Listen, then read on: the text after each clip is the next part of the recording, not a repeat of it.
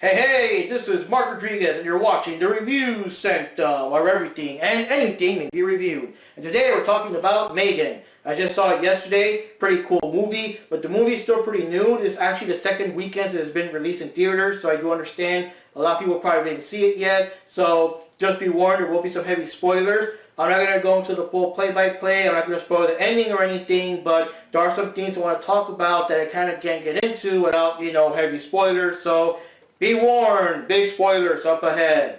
So, what can I say? The movie's about this girl named Katie, and she just lost her parents due to a tragic car accident, and now she has to live with Gemma, and Gemma's her aunt, but she's not equipped to, take care of kids, and on top of, raising kids in general, Katie, of course, is a traumatized kid that just lost her parents, and she has to deal with that grief, so that's also tough. Now, in Gemma's case, she works for a toy company called Funky, which is kind of like Funko, with an I instead of the O, and now she has a lot of stress and pressure at work. So, apparently they're popular for making this little Furby rip-off type toy or something, but some competitor made a cheaper version for it. It's affecting their profit. So right now the boss is he wants a new and improved version, but at a more competitive price. And it's kind of like the typical, angry, bad boss type character where it's like, I don't know how you do it, and I don't care how you do it, but you all fucking do it or you're all fired, that kind of shit. But at the same time, for some time now, I guess behind the scenes,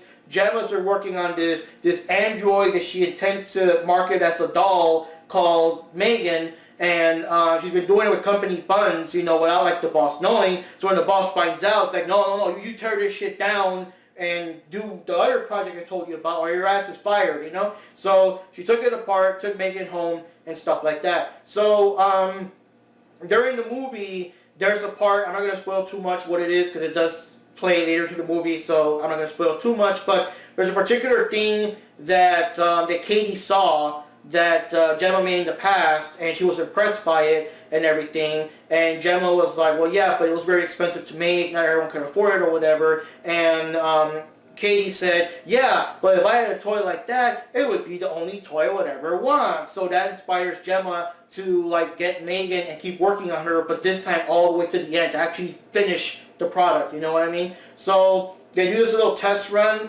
I guess it was a test run for the boss to see if the boss approves of it. And this is the first time that Katie actually sees M3GAN in person. So M3GAN is this 4 foot tall, realistic doll that is supposed to be your best friend, and she's supposed to walk around and do stuff completely on her own. I guess you just turn around and leave her to her own devices or whatever, and she'll be the best friend of the kid. And while you do your other stuff, your other duties or whatever. And the doll also has this super advanced, I guess, learning system and adaptability system. It picks up researches the internet or whatever the fuck. So it learns everything. It adapts to stuff. And so basically speaking, when you talk to M3GAN, M3GAN is actually talking to you for real, the best you can interpret what you're saying, you know what I mean? So she's not just saying fake, pre-recorded, hi M3GAN, how are you? She'll actually respond in real time, if you're talking to a regular person. So M3GAN and Katie, they get along. There's a pairing system. I guess when you first turn her on, you push into her palm or something, and now you're paired. And from now on, M3GAN recognizes Katie as her primary user and her best friend and stuff like that. And yeah, so the whole display of just how impressive and lifelike she is and everything impresses the boss, and the boss is like, yeah, go ahead, yeah, make it, yeah, keep going, make this project, make it happen, and stuff like that. So throughout the movie, M3GAN is still learning about things because she becomes a bit too self-aware than they were planning on, and a couple of things were mentioned and stuff in front of her that probably should not have been. And of course, the line from the trailer where Gemma specifically tells her that your job, your purpose is to protect Katie from physical and emotional harm. The emotional harm, probably should not have said that, because M3GAN takes that to the firmest, most logical, most literal conclusion, and there are certain things and obstacles that Katie faces or encounters and do certain events and things here and there, Megan interprets this as like, you know, the best possible way to protect to protect Katie from this or that is to take them out, you know what I mean? So from there, you know, people start dying, the question starts raising about, is Megan doing this somehow, you know, that kind of shit. So that's where the movie kind of goes on from there. So it's pretty interesting. So in terms of the themes here, I do like some of the themes that are kind of explained here and there, and I do like how they kind of go into. It's kind of hard not to go into one without the other because they're all intertwined. So the one theme, of course, is a bit of a commentary of like how nowadays a lot of parents basically have their smartphones or whatever raise their kids. You hear it all the time. People always talk about, oh, nowadays kids are being raised by the internet. They're being raised by their smartphones. They're being raised by their tablets. You know, that kind of stuff. And I mean, you know, I can't really get too deep into it, but you know how it is. A lot of parents are busy. They got to work 2 or 3 jobs to make ends meet. They're single parents. They don't have, or they can't afford a babysitter or a nanny. They don't have a family member that can watch the kid, that kind of stuff. So they're on their tablets. So this is kind of like, I guess, the most super advanced version of that, you know, of having Megan. And like the advertising even shows that Megan is supposed to be like your kid's best friend, where you just turn around and just let her go and she'll like take care of your kid and play with her and stuff while the adult is busy doing their job stuff, you know. But even then, like the people that work with her, they kind of see it, they kind of see through it sort of, because even though the advertising is kind of like, you know, she'll be your kid's best friend, they kind of see it like, I don't know, like Megan looks more like the kid's nanny, you know what I mean? And in Gemma's case, Gemma has not really interacted too much with Katie. She doesn't know how and how to be a parent because, you know, to be fair, she doesn't have any experience in it, but she doesn't know how to be a parent, how to talk to her, how to bond with Katie. And they're realizing that she's kind of shifting all the responsibilities onto Megan and everything. And like the question does come up that like, do you really want to release a product like this? Do you really want like a product where they, I guess, mass produce Megans and you got all these kids just being raised by Megans and not their actual parents, and what kind of future is that? How would these kids actually grow up and everything, you know, being raised by android girl things, you know what I mean? Like yeah, they really do raise that question because it does look like that. It does look like that they're not being your friend, they're being your nanny, you know what I mean? So that kind of comes up into the movie. And there's also the whole thing where, you know, where Jenna has to be an adult and be a parent and actually help and actually bond and actually, you know, have some kind of connection with Katie and not just throw responsibility to something else. And the fact that since Katie lost her parents and everything, she could get attachments to something else, and it's like normally the attachment would be towards you, her legal guardian, but instead she's attached to Megan, and in fact she does kind of get to like attach or addicted to Megan. She actually has like violent outbursts if she goes certain periods without Megan being around, so that also comes into play.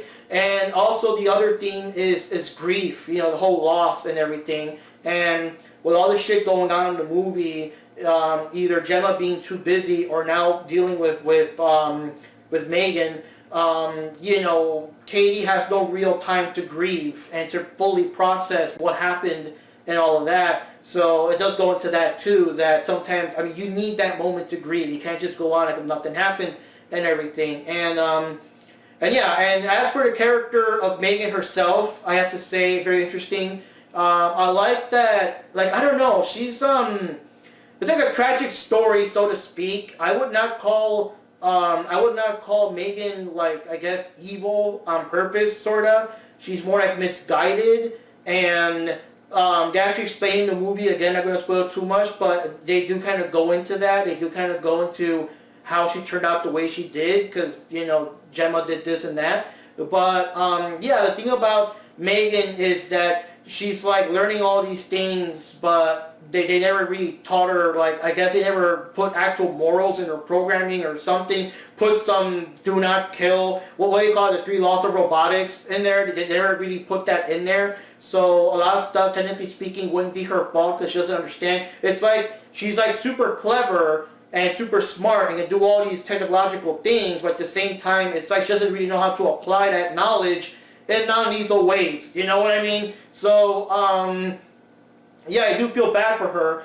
And one thing I also want to bring up that I did notice throughout in the movie, the way she acts in response to things, is that even if she didn't kill anyone, let's say that, because a lot of circumstances happened, you know, but let's say none of these things happened, okay? Let's say Katie had a boring life where she had no bullies and no antagonists and stuff like that, and Megan did not kill people, right? Even if everything went nice and happy, the thing I'm noticing is that Megan is incredibly self-aware, and I don't think she fully understands her role, that, for lack of a better term, she is meant to be a toy, she is meant to be a product. And even though, like, the slogan is like the whole, like, get Megan, she's not just a toy, she's family. She takes it literal. You know, there's a part near the end where she does kind of talk that she really legit felt like she was family. She really did trust Gemma and Katie and stuff like they were family. So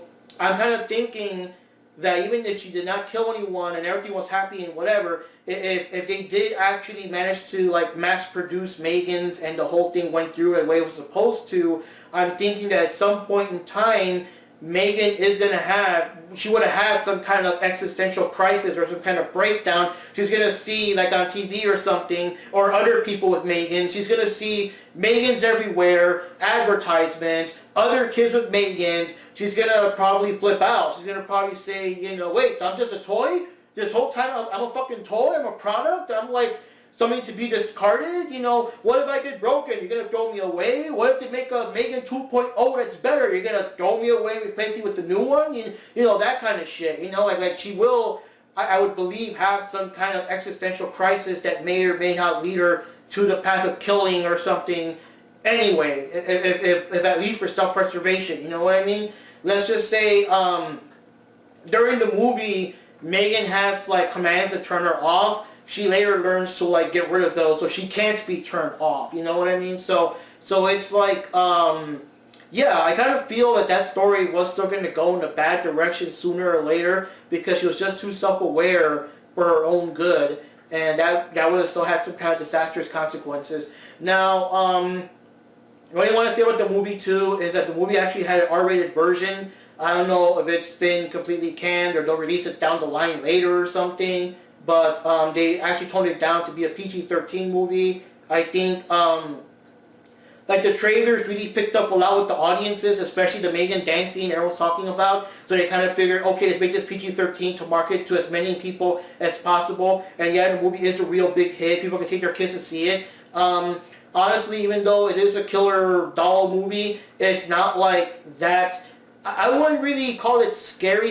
I mean, it just has that creepy vibe, you know, the whole, what they call the uncanny valley, which is basically when something is not human, looks very close to human, but it's still very creepy because it's just not human, you know what I mean? And even the movie does that. There's a lot of times in the movie where Megan is just sitting there as a regular doll, because she looks like a doll when she's turned off, you know? And people are like, oh, cool, what's that? And Megan turns, hi there, wow, Jesus Christ, you know, that kind of shit. So she does freak out people when she moves. So she does have that uncanny valley going on about her. And, yeah, so it does kind of have that creepy vibe. And she's always like, she does the Batman a lot, which is basically where she's just there. She could be halfway across the room somewhere, and you turn around, and then she's, oh my gosh, she's right there in front of me, like, what the fuck, you know what I mean? So she does that a lot too. And yeah, but the movie doesn't have, like, gratuitous blood or violence or anything. A lot of stuff is kind of cut away. You know, people get stabbed and stuff, but the camera cuts away, but you still hear the sound, you know, people are getting stabbed and shit. And, you know, there's no obnoxious, you know, fucking jump scares. Even Megan showing up, like, it's kind of scary. You know, it makes you jump, but she's not doing the you know, camera close-up, loud sound, stupid thing, you know? So you don't get that. And, yeah, so I'm feeling with the R-rated version, I'm feeling that they would have probably shown more blood and gore. I'm thinking that some of the characters, I'll just say certain things happened to them that were not so definitive. So I'm assuming that if the R-rated version will probably have her kill them in more definitive and more bloody and more violent ways and stuff like that. And also there's a character that, now that I notice upon thinking about it, she disappears from the third act and nothing's ever done to her. So for all I know, maybe something was done to her, you know what I mean? So So yeah, I do see some room where it could have been done bloodier. In my case, I like the movie. I mean, I'll see if they release an R-rated version. I'll check that one out. I'm curious. I'll give my thoughts then if it ever gets released.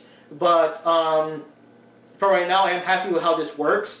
And in terms of a sequel, I don't really know. I mean, the movie does it does end in a sequel hook, but it's kind of like if they're going to make a sequel, I'm happy with what we got. But if they do make one, I am kind of apprehensive about it because I like how Megan is kind of like ambiguously, like she's not fully evil, and I'm worried that in a sequel they'll make her like full-on evil. And even though she shouldn't kill people or whatever, here she's killing people because, for reasons. They'll say that, like, because they're bothering Katie or because they're getting in her way or stuff like that.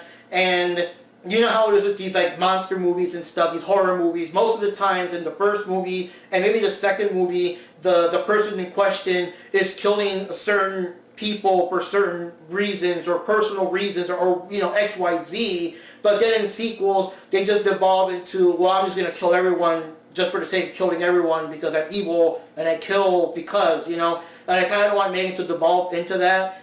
And in fact, Megan does have a very strong fan base. A lot of people that love her a lot. They love her wit, her smart assery, a lot of sass, They like the dancing. They like all the stuff. A lot of people were actually rooting for Megan in the movie, you know what I mean? And, it feels kind of bad because she's the villain. Eventually she's got to be taken down and all that stuff, but people feel bad for her. So a lot of people, and we'll see what happens because I don't think this ever happens too often in horror movies, and let's see if the people listen to the feedback or whatever, but a lot of people are hoping that if they ever do a sequel, please make Megan kind of more of a anti-hero-ish character and not full-on evil, you know what I mean? And there's ways that I don't want to spoil too much, but I can kind of predict, they could kind of make some kind of maybe Megan 2.0 from some other company or something that might just devolve into evil and have the original Megan do something about it while not making her completely a good guy either. I don't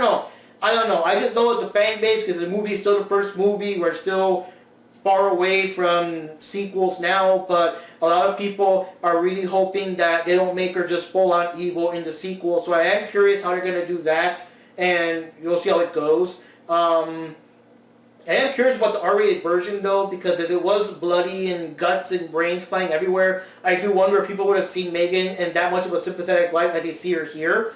But that I guess we'll find out if they ever do release that version. Now, another thing I do also want to mention, oh man, there's like this one scene in the movie that really hit me, and it's so weird because, from my understanding, lots of audiences laughed and everything. I guess every time Megan does sing in the movie, she has a good singing voice, and people laugh every time she sings. Now, I do have to admit, some of the songs she does are very ironic because they kind of play a pun that she's an android, she's a robot. She sings titanium and she's made of titanium, so the lyrics kind of sort of apply to her.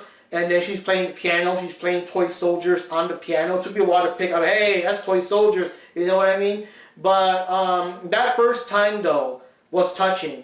And so basically, after that first demonstration they had with the boss, that he said, okay, let's do it. There was a slightly bigger presentation. I think it was more like for the investors, like before like the final go-ahead. And so Megan had Katie had stuff happen to her, so she wasn't in the best mindset, but they kind of made her go anyway. So she goes to the event, and they had Megan come out, and Katie just suddenly, for lack of a better term, breaks script and just starts, Katie, I said Katie, right, because I confused them, but Katie suddenly breaks down. And she suddenly breaks down, and the investors are like, the fuck, whatever. And she starts breaking down because she just misses her parents so much. The reality finally hits her hard that she misses her mom, she misses her parents. And you know how it is, the investors could see it like, oh my god, the doll made her cry, that kind of shit. So Megan comes up to her, tells her what's wrong and everything. And Katie tells her that she misses her mom, and she's afraid that she'll sometime forget about her. Eventually she'll look at a picture of her mom and not even recognize her, the memories will fade, that kind of stuff. And to be honest, I don't talk too many personal things about myself, but as someone that has lost their parents, I do kind of resonate with that. That hit me. And even though I'm not a kid anymore, I feel that for certain people, of course it depends on how strongly you get on with your parents and all that. Everyone has a different situation, but I feel that if you were close to your parents and they're gone, it doesn't matter if you're like in your 70s or 80s or whatever, I mean, you'll still miss them, you know what I mean? So I did emphasize a lot with that, with being concerned of someday forgetting about my parents, and you know, that's, I won't go too much into that, but anyways, you know, Megan makes her like remember something happy and positive about her, and she records it and plays it back. It's kind of like every time you're worried, that you're forgetting about her, I can play back these recordings, and I can in the future record other memories you have of them. And she sings like a song in a lullaby type style, and they hug, and it just felt so heartfelt. You kind of forget, because it's still early in the movie, so you kind of forget that this is, she's going to turn into a fucking killer doll later on, right? But it's very touching. The investors are touched. Hell, I was like, you know, it kind of got me a little bit.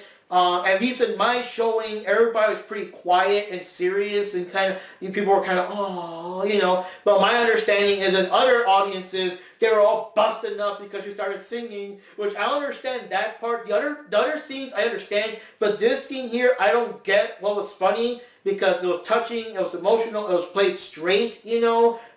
Megan didn't start, I don't know, singing some modern day hip hop song or whatever. She sang like an emotional kind of lullaby song to kind of go with the moment. So I don't get that. I don't get that. The other stuff I understand, and of course her dancing in the hallway, the little dance of death she did.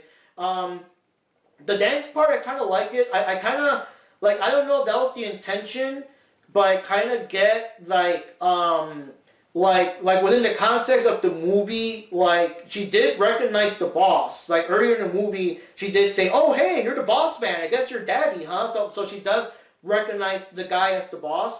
So she went into the boss in the hallway. She starts doing the creepy dancing and everything. And I don't know. I think the way it's interpreted, at least in my opinion, and it kind of goes with the stuff she said later, how she was pissed off that she was just marketed as a product. I kind of feel like, hey boss, you want to sell me off as a product? Well, you want to make me sing and dance? Well, here, this is me dancing. This is me dancing before I fucking kill you with this this blade from a paper slicer, paper shredder. You know what I mean? And so that's how I saw it. But of course, you know, it's funny. People like it, the trailer, that kind of stuff. But I kind of saw it like that. Yeah, look, let me dance for you before I fucking kill your ass. You know? And yeah. And it's just so creepy, because it's funny, but if you were there in person and this robot thing started dancing with a face that it wants to end you, you wouldn't be laughing. You'd be like, you'd be running too, you know what I mean? But yeah, that was the whole thing. Now, the last thing I do want to mention, well, this another minor thing I do want to touch up on. It is kind of weird with Gemma herself. I guess she's not like a real people person. And it is kind of interesting that, like, it didn't really go into that with her sister. Because technically speaking, like, it's not just like Katie lost her mom, but like Gemma lost her sister. And I know that earlier in the movie they asked like were you guys close? She's kind of you know, but still, you lost your sister, man. And there's like zero indication throughout the entire movie that she ever even brings her up again, or has her little moment that nothing, just nothing, you know? Like, Gemma feels nothing for her sister. Like, what the fuck, yo? But yeah, I did pick up on that too. It's kind of those things you kind of, after the day passes on, you think you're kind of like, hey, wait a minute, you know, that kind of thing. So, the last thing I do want to touch up on before I end the review here is that the movie had this amazing marketing campaign. I really loved it. It was kind of like the Smile one, where they had people with the creepy smiles in the ball games, but it was like kicked up to the 11th degree. They had some kind of like, I guess, promotional tour with a bunch of actresses all acting as Megans. Like, Megan's just walking around and dancing and waving to the crowd and stuff. And I gotta give credit to them, because all of them stayed completely straight-faced throughout the entire thing. They're walking down like metal detectors, or they're walking to the middle of a ball game or whatever, and at least the scenes I saw, not once did I see anyone, you know, kind of crack up or crack a smile. You know, this great character. No, these girls, like, did a good job. And you have all these little things. They're all over New York and stuff. And I think when they went, like, if you go to that particular theater on opening night, the girls do like the girls are there in the theater, like in front of the screen before the movie starts. Of course, you don't miss the movie, and they start doing a little synchronized dance thing before the movie starts. That would have been fucking epic. That was in my theater, like, damn. And then the image itself in certain movies, they got the image of the movie, you know, now playing or it's about to start or some shit, and some people, like in certain theaters, Megan just suddenly talks. It's like a still image, but all of a sudden Megan's like, hey, no texting while watching the movie. I'm seeing you. You better mind your manners. And people are like, they're jumping because the fucking image is talking, and that wasn't expected, you know? And on top of that, they also have another thing where if you click on either Facebook or Instagram, like the Megan promotional shit, she'll fucking DM you. Yeah, Megan goes into your DMs, yo. And she acts all creepy. She asks you like different questions and stuff, and then based on those questions, she either makes a poem or she sings a song. But it's all, you know, the whole thing. Like, I'll be your friend until the very end, and all that kind of stuff that sounds creepy and unnerving and everything. So that was kind of fun. So they did like a whole bunch of stuff. They did like a real big ass ad campaign. There's like this funny thing where I guess they were in Starbucks or something, and you know how they have the little names in the cups, and they're like, yo, Mark, you know, Johnny, pick up your, you know, whatever. So this girl's like, Megan, and you got like 5 or 6 Megans all flipping over, turning to her, and they're all like trying to get coffee and all that. So that is kind of funny, doing all of that and playing with all of that. So that was a lot of fun. Now, in terms of the movie itself, I love the movie. I don't think it was really, I mean, it had a creepy vibe. I'll say that. It had more of the creepy vibe and stuff like that. But I wouldn't really call it like scary. I think probably the scariest, creepiest, I guess what people might call nightmare fuelish part of the movie is maybe near the very end. There was a part where Megan does get like a bit of damage and she starts like shorting out, and now she starts moving all weird and unnatural and glitchy and shit. And then like the house, the lights are flickering on and off. So between the lights flickering on and off and it being dark and her glitching, like she's trying to get to you but she can't walk normal because she's kind of glitched, and it just, that part did look kind of creepy and nightmarish. That is like you do not want that shit approaching you, you know what I mean? That was probably the creepiest part of the whole movie near the end. But other than that, I felt the movie goes more into like the girl's grief and stuff. It goes more into just like how fascinating Megan is as a character and how she's adapting and everything. And, you know, most of the people that die are assholes, so you don't really feel bad for them. You're more like rooting for Megan and stuff. And it does become a bit more action-packed near the end, the third act and everything. So, like, in terms of actual scary, like you know, you're gonna have nightmares or shit, I wouldn't really call it like that scary. Technically speaking, it would be, I would call it more of a sci-fi horror movie, but it's not really that scary. And I guess it kind of works for the marketing because, I don't know, maybe that's why it became so successful, because a lot of people can bring their kids to see it, and it wasn't really like that bad and stuff. So, you know, you also got that. But other than that, yeah, it's a great movie. I loved it. I enjoyed it. Personally, I don't necessarily need to see excessive blood and guts. Again, I'm curious for the rated R version because I kind of don't want to see it. But I want to see the blood and guts. I don't necessarily need the blood and guts. You know what I mean? Like for me, it works either way. And like I said, if it was a standalone movie, I would have still loved it. If they make a sequel, I just hope they don't go like full evil, full like I'm gonna kill just to kill for killing's sake. You know what I mean? At least give her reasons or motivations or something. But we'll see how that goes. So anyway, guys, Mark Rodriguez here. This has been a review Sanctum, where everything and anything may be reviewed. Catch you later.